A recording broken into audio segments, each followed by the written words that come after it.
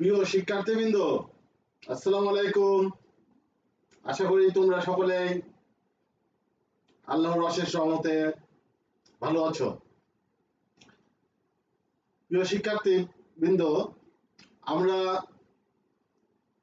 গত ক্লাসের ধারাবাহিকতায় আজকে ক্লাস নিতে যাচ্ছি। আজকে আমাদের ক্লাস হচ্ছে জৈব যৌগের নামকরণ।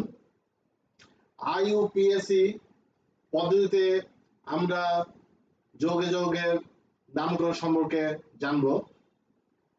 প্রিয় শিক্ষার্থীবৃন্দ, তোমরা জানো নিজের মতো করে বাসায় পড়াশোনা করার কোনো বিকল্প নেই। সেই হিসাবে তোমরা বাসায় ভালো করে পড়াশোনা করো এবং আমাদের ক্লাসগুলো ভালো করে লক্ষ্য করে দেখো। প্রিয় শিক্ষার্থীবৃন্দ, তাহলে আজকে আমাদের যে ক্লাস IUPAC পদ্ধতিতে জৈব যৌগের নামকরণ, সেটা নিয়ে আমরা আলোচনা করব ইনশাল্লাহ।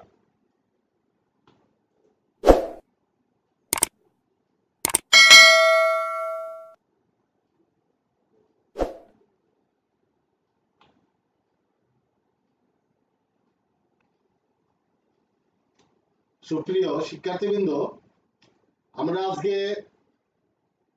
IUPAC international union of pure applied chemistry পদ্ধতির মাধ্যমে বা জেনেভা পদ্ধতি ও আধুনিক পদ্ধতিতে নামকরণের ক্ষেত্রে তিনটি নামকরণ ক্ষেত্রে যে পদ্ধতি অনুসরণ করা হয় সে সম্পর্কে আমরা আজকে আলোচনা করব। প্রিয় শিক্ষার্থীবৃন্দ, তোমরা প্রথমে লক্ষ্য করে দেখো,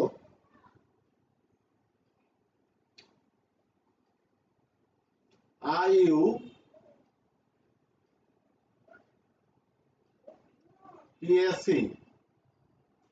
এর অর্থ কি? এটা অর্থ হচ্ছে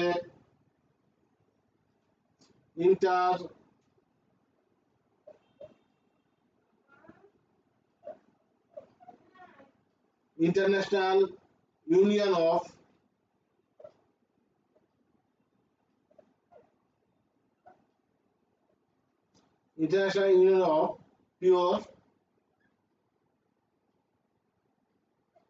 পিওর অ্যাপ্লাইড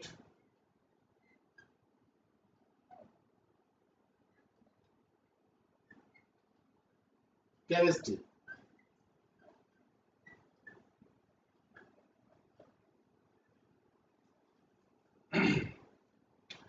IUPAC এর অর্থ হচ্ছে international union of pure applied chemistry.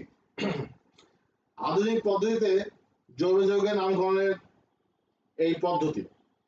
Geneva পদ্ধতি বা আধুনিক পদ্ধতি নামকরণের ক্ষেত্রে আমরা তিনটি পদ অনুসরণ করব, সে সম্পর্কে আমরা এখন আলোচনা করব। সেটা আমরা দেখি।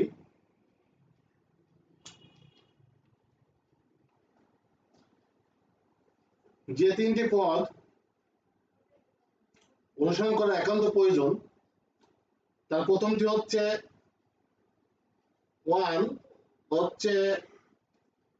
প্রিফিক্স।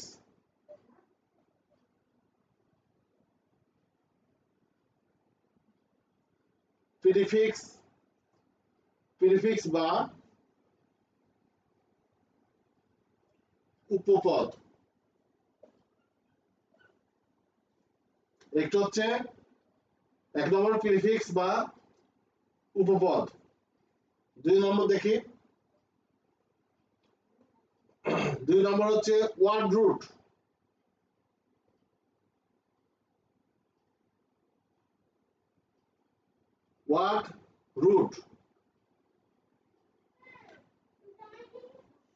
ওয়ার্ড রুট বা শব্দমূল।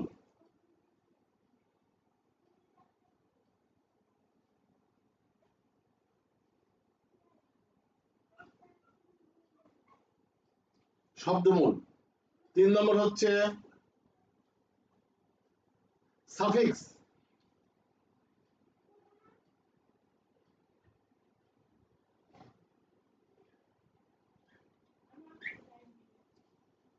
সাফিক্স বা পরপদ।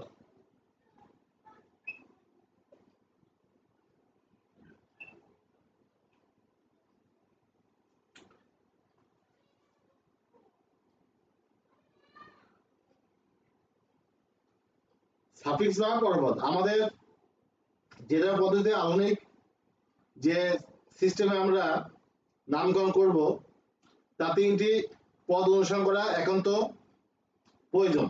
এক হচ্ছে প্রিফিক্স বা উপপদ, দুই হচ্ছে ওয়ার্ড রুট বা শব্দমূল, আর তিন হচ্ছে সাফিক্স বা পরপদ। আমরা আজকে এই তিনটি বিষয় নিয়ে আলোচনা করব। আমরা প্রথমে আলোচনা করব ওয়ার্ড রুট সম্পর্কে। এখানে দেখি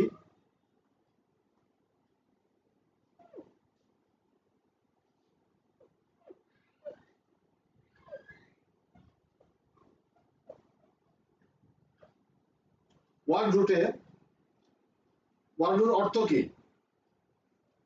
জৈব যৌগ পদের প্রধান পদ ওয়ার্ড রুট বা শব্দমূল। এত লেখো জৈব যৌগ পদের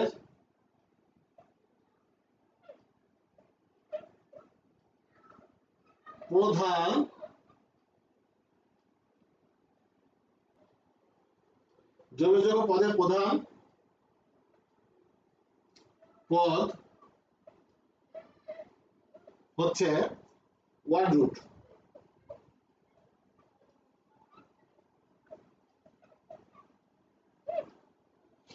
বা শব্দমূল।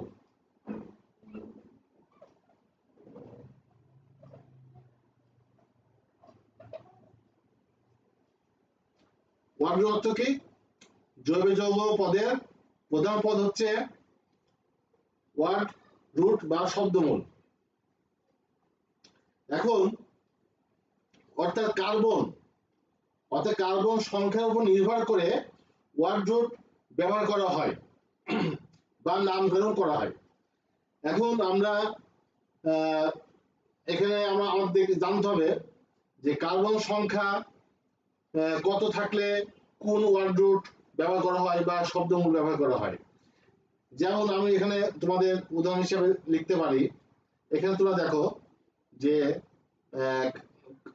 যেমন উদাহরণ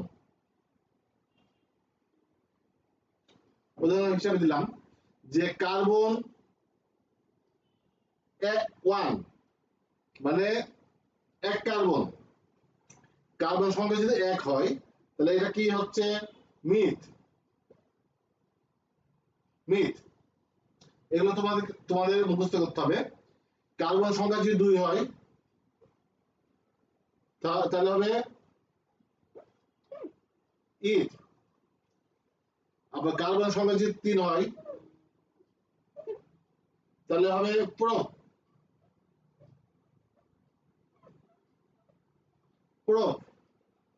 আবার কার্বন সংখ্যা যদি 4 হয় তাহলে হবে কি? বিউট।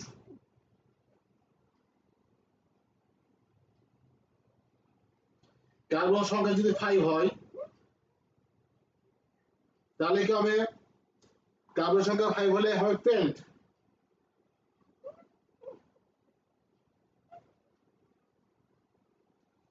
দেখো কার্বন সংখ্যা ওয়ার্ড রুট জৈব যৌগ পদের প্রধান পদ ওয়ার্ড রুট। অর্থাৎ কার্বন সংখ্যার উপর নির্ভর করে ওয়ার্ড রুট ব্যবহার করা হয় বা নামকরণ করা হয়। কার্বন সংখ্যা যদি একটা কার্বন থাকে তাহলে আমরা এখানে কি ব্যবহার করব? শব্দমূল হিসাবে মিথ। কার্বন সংখ্যা যদি 2টা থাকে তাহলে আমরা এখানে কি ব্যবহার করব? শব্দমূল হিসাবে ইথ। কার্বন সংখ্যা যদি 3টে থাকে তাহলে আমরা নেব প্রপ। কার্বন সংখ্যা যদি 4টে থাকে তাহলে বিউট। কার্বন সংখ্যা যদি 5টা থাকে তাহলে আমরা এটা পেন্ট। তারপর আমরা দেখি এখানে আমরা দেখছি যে কার্বন সংখ্যা যদি 6 থাকে তাহলে হেক্স হবে কার্বন সংখ্যা যদি 7 থাকে তাহলে হেপ্ট হবে, কার্বন সংখ্যা যদি 8 থাকে তাহলে অক্ট, আর কার্বন সংখ্যা যদি 9টা থাকে তাহলে নন। আরেকটা আছে কার্বন সংখ্যা যদি 10টা থাকে তাহলে কি হবে ডেক, কার্বন সংখ্যা যদি 10 হয় তাহলে হবে ডেক। কার্বন সংখ্যা 11 থাকতে পারে, কার্বন সংখ্যা 12 থাকতে পারে, তবে আমাদের সবচেয়ে গুরুত্বপূর্ণ বা সবচেয়ে ইম্পর্টেন্ট হচ্ছে এই 10টা। এই 10টা তোমরা যদি মুখস্থ করো তাহলে তোমাদের শব্দমূলটা মানে ওয়ার্ড রুটটা মোটামুটি মুখস্থ হয়ে যাবে। এই শব্দমূলটা আমাদের আধুনিক পদ্ধতিতে বা জেনেভা পদ্ধতিতে জৈবযৌগের নামকরণের সময় প্রথমে আমাদের লাগবে এইটি শব্দমূল, তারপরে আমরা এরপরে আসছে পরপদ মানে সাফিক্স। তো তোমরা শব্দমূলটা দেখে নাও, তারপরে আমরা সাফিক্স সম্পর্কে আলোচনা করছি।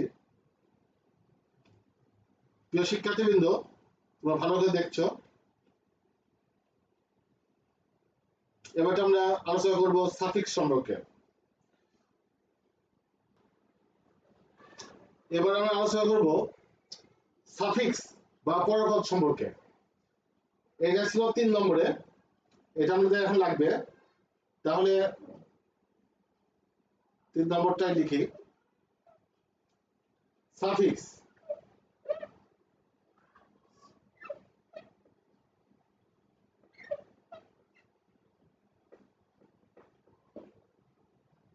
সাফিক্স অর্থ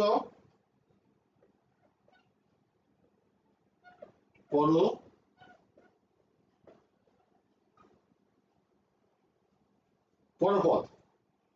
জৈব যৌগে কার্যকরী মূলক থাকবে, সে কার্যকরী মূলকের উপর ভিত্তি করে এই পরপদ বা সাফিক্স নির্বাচন করা হয়।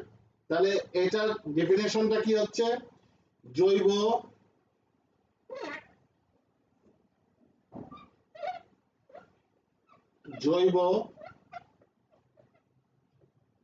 যৌগে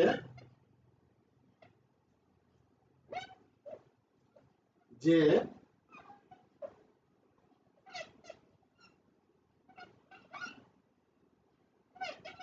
কার্যকরী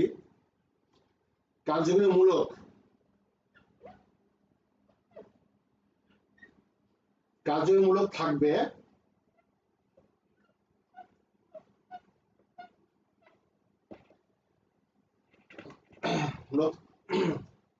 যে কার্যকরী মূলক থাকবে সেই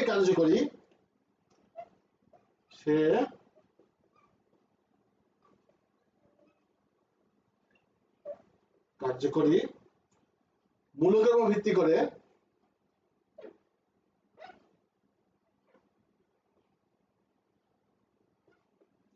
সে কার্যমূলকের উপর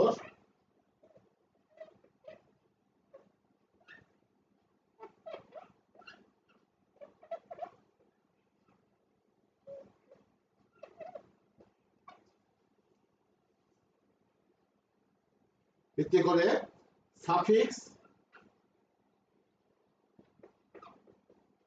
সাফিক্স বা পরপদ নির্বাচিত করা হয়। তাহলে আমরা এখন দেখি সাফিক্স অর্থ হচ্ছে পরপদ। জৈব যৌগের যে কার্যকরী মূলক থাকবে সে কার্যকরী মূলকের উপর ভিত্তি করে আমরা সাফিক্স নির্বাচন করব। এখন আমরা উদাহরণ দেখি, যেমন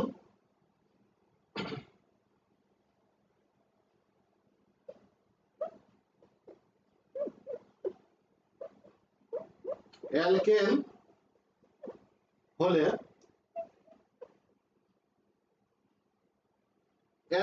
আমরা কিভাবে এটা বের করব, শব্দপদ এর পরেই প্রথমে আমরা ওদিকে পড়লাম হচ্ছে শব্দপদ বা ওয়ার্ড রুটের পরে আমরা আসছি সাফিক্সে বা পরপদ। তাহলে শব্দপদ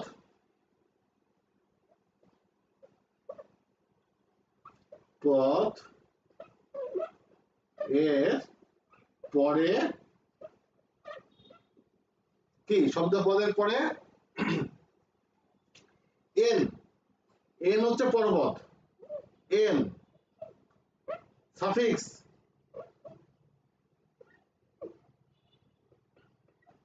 এন সাফিক্স বসাই সাফিক্স বসাই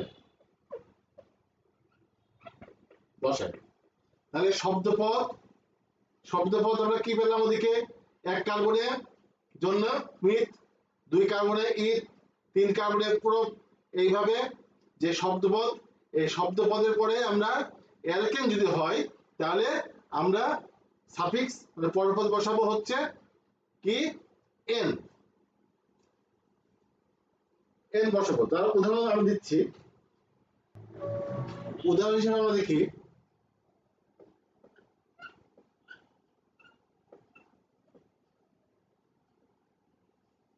উদাহরণ হিসেবে আমরা দেখতে পারি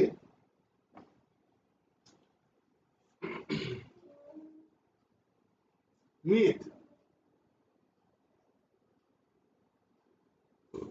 মিথ CH4 যোগ N এখানে আমরা কি দেখতে পাচ্ছি মিথ এক কার্বন হলে কি হয় শব্দপদ মিথ আর এটা হচ্ছে একটা অ্যালকেন যোগ অ্যালকেন হলে আমরা এই পরপদ কি পাবো N তাহলে কি হলো এটার নাম হলো মিথেন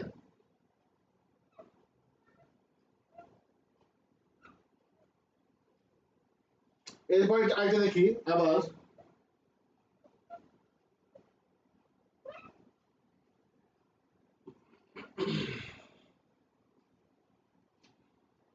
ইথ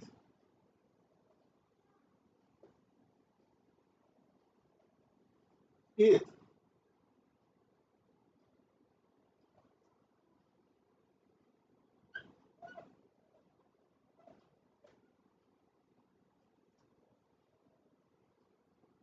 দুইটা কার্বন হলে শব্দপদ হচ্ছে কি পাবো আমরা ইথ এর সাথে পরপদ সাফিক্স যোগ করবো এন অ্যালকেনের ক্ষেত্রে তাহলে এখানে আসছে কি ইথেন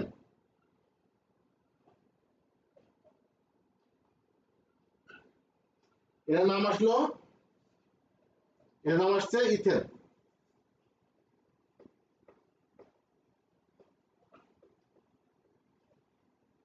নাম আসলো ইথেন তাহলে আমরা শব্দপদ আর পরপদ এই দুটো সম্পর্কে আমরা অবগত হলাম এই দুটো খুবই গুরুত্বপূর্ণ এই IUPAC পদ্ধতিতে নামকরণের ক্ষেত্রে এখন পরবর্তীতে আমরা দেখি মূলত শব্দপদ ও পরপদের মাধ্যমে মূল জৈব যৌগের নামকরণ হয়ে যায় এরপরে আমাদের বাকি আছে সেই প্রথম যেটা ছিল প্রিফিক্স বা উপপদ সেটা সম্পর্কে আমরা আলোচনা করব এখন আমরা দেখি উপপদ বা প্রিফিক্সে কি আছে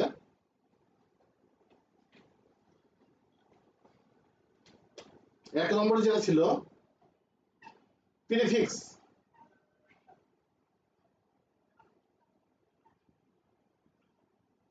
প্রিফিক্স বা উপপদ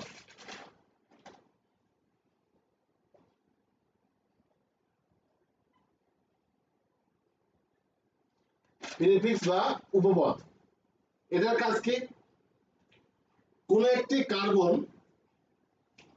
কার্বন শিকলে কোন একটি হাইড্রোজেন পরমাণু অন্য কোন মূলক দ্বারা প্রতিস্থাপন হলে তাহলে সেই যৌগ বা মূলকের নামটা উপপদ বা প্রিফিক্স হিসাবে যৌগের নামের প্রথমে যুক্ত করে দিতে হবে অর্থাৎ প্রিফিক্স উপপদটি কি কোন একটি কার্বন শিকলের কোন একটি হাইড্রোজেন পরমাণু অন্য কোন মূলক দ্বারা প্রতিস্থাপিত হলে তাহলে সেই মৌল বা মূলকের নামটা উপপদ মানে প্রিফিক্স হিসাবে যৌগের নামের প্রথমে যুক্ত করে দিতে হবে। আমরা জানি সবচেয়ে কমন মূলক হচ্ছে অ্যালকাইল মূলক গুলো, যেমন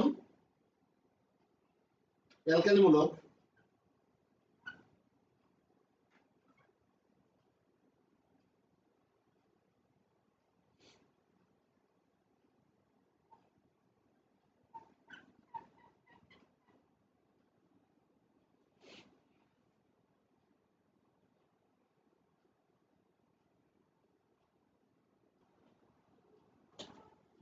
অ্যালকাইল মূলক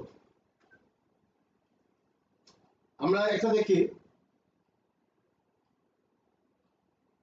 CnH2n প্লাস 1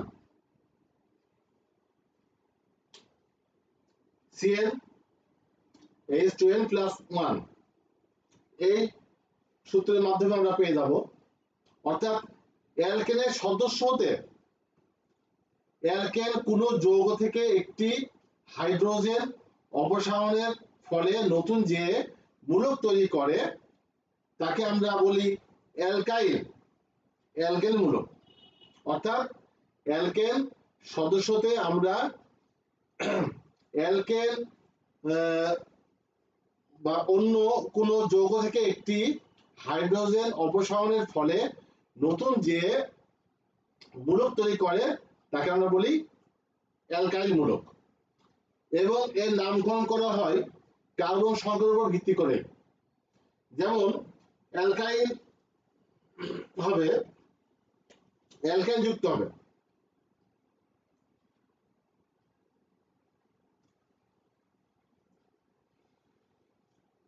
কার্বন সংখ্যার ভিত্তির উপরে এর নামকরণ হবে, এবং আইল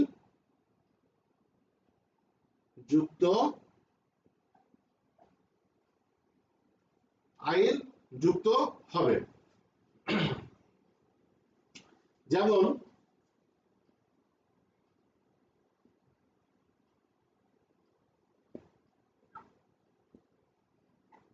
অ্যালকাইল গ্রুপের প্রথম সদস্য কে বলো? অ্যালকাইল গ্রুপের প্রথম সদস্য হচ্ছে CH3 প্লাস কি হবে তাহলে এক কার্বন, এটা হয়ে গেল মিথ, প্লাস হচ্ছে এই যে আইল যুক্ত হবে আইল, তাহলে মিথ আইল যুক্ত হলো, তাহলে কি হয়ে গেল মিথাইল মূলক।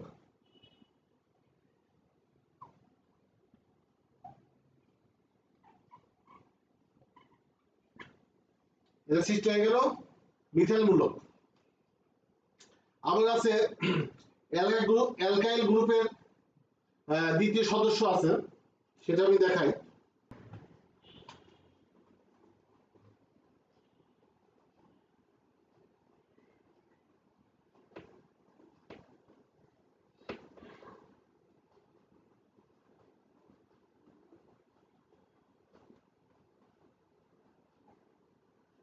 অ্যালকাইল গ্রুপের দ্বিতীয় সদস্য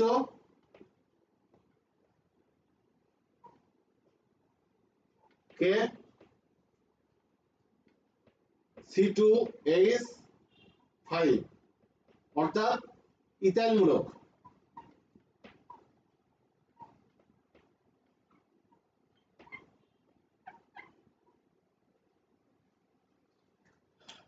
এই ইথাইল মূলক দ্বিতীয় সদস্য, তাহলে